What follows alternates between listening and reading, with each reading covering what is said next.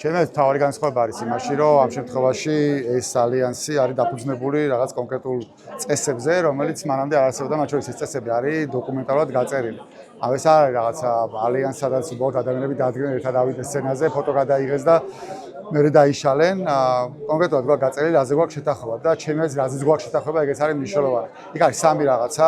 ერთი რაც მომავალს ეხება არის გადმოტანილი ქართული ქარტიდან ის რეფორმები, რომელიც არის გასატარებელი ქვეყანაში, რომ ქვეყანამ გახსნას მოლაპარაკებები ევროკავშირის გაწევრიანებაზე. მეორე ეს არის ერთად როდესაც მოქმედებთ ერთმანეთში რა წესებით მოქმედებთ.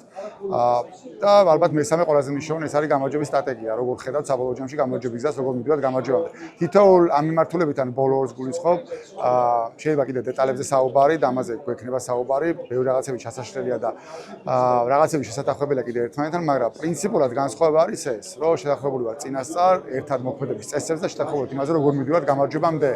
მე არ მახსოვს აქამდე, რომ მინიმუმ გაწერილი ფორმით ესეთი რამე ყოფილიყოს.